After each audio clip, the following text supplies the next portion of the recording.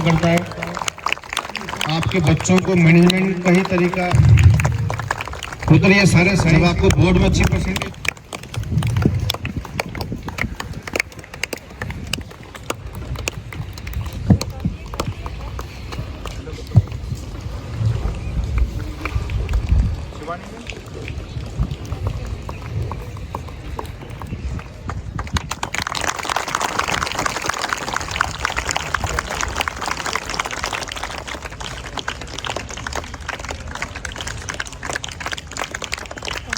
नमस्कार।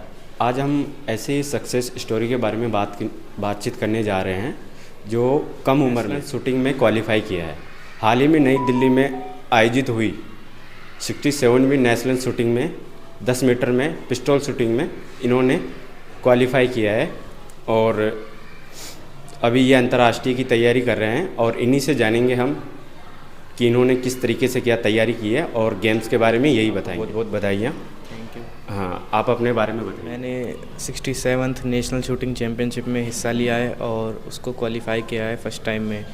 तो जैसे कि मैं अभी 12th में हूँ तो साथ ही मैं IIT का कोर्स भी कर रहा हूँ JEE का। तो टाइम मैनेज करना काफ़ी मुश्किल हो जाता है, फिर भी मैं टाइम दे के स्पोर्ट्स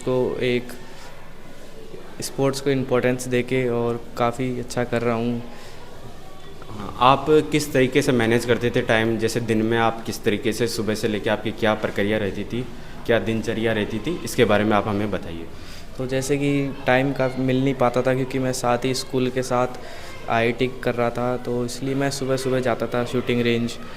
तो सुबह 5 से और 8-9 बजे तक थोड़ी बहुत प्रैक्टिस कर, रात में जो सुबह पढ़ा उस सब का वापस रिवीजन करना पड़ता है। और आपकी जो ये नेशनल शूटिंग हुई है ये कहाँ पे हुई है और कितने तारीख को हुई है और इसके बारे में आप हमें बताइए। ये 67th नेशनल शूटिंग चैम्पियनशिप है जो कि दिल्ली में हुई थी और ये 1 जनवरी 2025 को मेरा मैच था। तो नए साल के दिन मैंने मैच किया था। और आप इसके बारे में बताइए कि जब आप गेम खेल रहे थे उस टाइम पे आपको किस तरीके का किस तरीके से आप महसूस कर रहे थे? मेरे को खुद पे, मैंने प्रैक्टिस अच्छी करी थी, खुद पे पूरा कॉन्फिडेंस था, तो मेरे को कहीं भी ऐसा नहीं लगा कि मेरा नहीं हो पाएगा।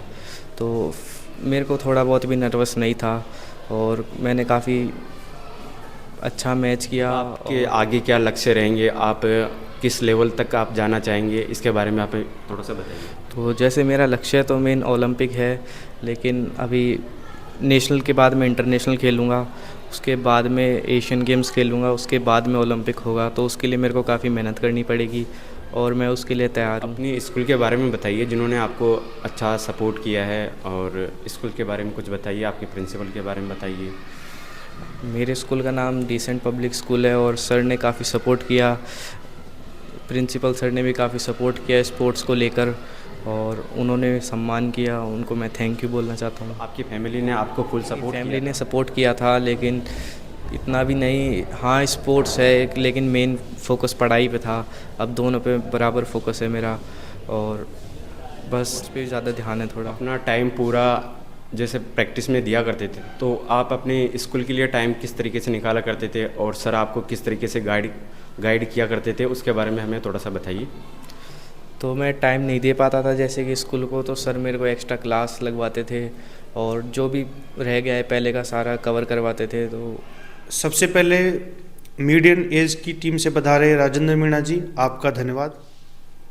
ये बिल्कुल ठीक है कि बच्चा जो है रुद्र प्रताप सिंह राठौड़ है, उसकी सफलता में अभिभावक, कोच और विद्यालय सभी का सामूहिक प्रयास है और इस प्रयास को एक अच्छे तरीके से सभी लोगों के बीच में जो पहुंचाने का काम कर रहे हैं, वो पत्रकारिता के माध्यम से, सोशल मीडिया के माध्यम से आपकी जो मीडिया एज की टीम है, आपको भी धन्यवाद।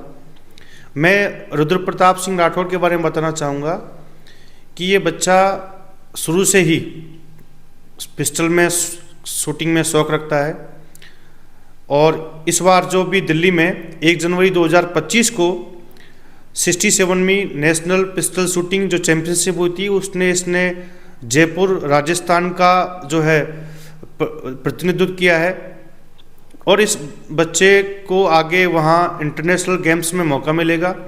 और ये हमारे स्कूल के लिए बड़े सौभाग्य की बात है कि हम भी इस बच्चे के जो है शिक्षक हैं। जब इसने 11th में साइंस लिया और इसने 11th में साइंस स्कूलिंग के साथ साथ ये बच्चा फाउंडेशन की जेईई की क्लासेस भी ले रहा है। फाउंडेशन क्लासेस लेना, स्कूलिंग को मैनेज करना, साथ के साथ अपने जो पिस्टल के जो गेम हैं उसकी एकेडमिक को जाना, इन तीनों चीज़ों को एक समय विशेष में मैनेज करना इस बच्चे के लिए बहुत मुश्किल दौर रहा हुआ है। लेकिन जो बच्चे ज़िंदगी में कुछ डिफेंड करते हैं, जिनका कुछ जुनून अलग होता है बढ़ने का, वो कुछ भी कर सकते हैं। और रुद्र प्रताप जो बच्चा है वो इस पूरी उम्मीद पे खरा उतरने का पूरा प्रयास कर रहा है। और इस सब में जो महत्वपूर्ण जो भूमिका है वो उसके अभिभावक राजेंद्र सिंह जी राठौड़ की है, क्योंकि हम जानते हैं पिस्टल एक बहुत महंगा गेम है। तो राजेंद्र जी, हमारा जो विद्यालय है एकेडमिक स्तर पर इस पूरे क्षेत्र में एक विशेष पहचान रखता है। आपको जैसे कि पता है कि इस बार हमारे स्कूल की 10वीं की छात्रा रिद्धि शर्मा ने 10th में 98.67 स्कोर किया था और 12th में मुस्कान मीणा ने 97.20 स्कोर किया था, जो कि इस पूरे क्षेत्र का सर्वश्रेष्ठ रिजल्ट रहा हुआ है। अब हम इस एकेडमिक के अलावा हम अपने बच्चों को स्पोर्ट्स और अन्य गतिविधियां जो हैं उनमें भी विकसित करने का प्रयास कर रहे हैं। इसी कड़ी में कई बच्चे अलग अलग कंपटीशन में बहुत अच्छा बेहतरीन प्रयास कर रहे हैं। और एक मैसेज जो मैं आप लोगों को बताना चाहूँगा कि जिस प्रकार से रुद्र प्रताप ने बहुत अच्छा किया है, उसी प्रकार से हमारे विद्यालय के कई बच्चे 6 से लेकर 12 तक के कई बच्चे बहुत सारी शूटिंग रेंज में अलग अलग कोचिंग ले रहे हैं, जो आगे आने वाले जो नेशनल और जितने भी गेम्स होंगे उन चैंपियनशिप होंगी उनमें अच्छा प्रयास करेंगे। इसी को देखते हुए हम लोगों ने, हमारे विद्यालय के मैनेजमेंट ने निर्णय लिया है कि हम अपने स्कूल में ही, अपने कैंपस में ही एक शूटिंग एकेडमी डेवलप कर रहे हैं। आपको जैसे पता चल जाएगा हमारा जो इंफ्रा जिस प्रकार डेवलप हो रहा है, हम बाकायदा स्कूल में ही अपने बच्चों के लिए राइफल और पिस्टल शूटिंग की रेंज डेवलप कर रहे हैं। ये सिर्फ इन बच्चों के इस प्रकार के जो गेम्स के माध्यम से अच्छा परिणाम देने के बाद ही ऐसा हुआ है। राजस्थान की जो गवर्नमेंट है उसमें भी जिन बच्चों ने नेशनल और इंटरनेशनल गेम्स में स्टेट लेवल पर भी जो अच्छा किया है, उनको गवर्नमेंट डायरेक्ट अच्छी सर्विस दे रही है। तो बिल्कुल लोगों में इसके प्रति सजगता है, जागरूकता है, और कहीं ना कहीं इसके माध्यम से बच्चों को बहुत कम समय में अपने लाइफ के प्रति जो है उनका जो है अच्छा बन भी रहा है। सोशल मीडिया जो है, स्पेशली जो यूट्यूब है, इसके डिमेरिट्स भी और मेरिट्स भी हैं।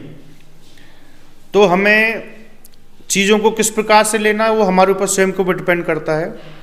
लेकिन मेरा मानना है कि जब तक बच्चा एक स्कूलिंग में होता है तो उसमें बहुत कम समझ होती है, तो वहाँ पर एक अभिभावक अपनी चीज़ों को ध्यान रखते हुए, बच्चों का जो मोबाइल है उसको अपनी नज़र में रखते हुए वो बच्चे को मोबाइल दे सकता है। और जो बच्चे के लिए बेनिफिशियल चीज़ें हैं वो बच्चा उन पेरेंट्स के सामने देखे, और जो अच्छी बुक्स हैं उनको पढ़े। ये सब चीज़ें मुझे लगता है कि एक अभिभावक की समझदारी पर निर्भर करती हैं, क्योंकि स्कूलिंग स्तर के जो विद्यार्थी है, जो सिर्फ स्कूलिंग कर रहा है, उसके लिए मोबाइल का इतना कोई इम्पोर्टेंस है नहीं, क्योंकि सारी चीज़ें एनसीईआरटी बुक्स हैं और अच्छी बुक्स के माध्यम से हमारे पास अवेलेबल हैं। हाँ, ये बात ठीक है, अगर कोई बच्चा आईआईटी, पीएमटी या अदर किसी फाउंडेशन की तैयारी कर रहा होता है तो वहाँ पे उसके लिए कुछ ऑनलाइन कंटेंट मिल जाता है, तो वहाँ पे भी हमें बहुत समझदारी से और अभिभावक की जानकारी के माध्यम से चीज़ों को मैनेज किया जा सकता है।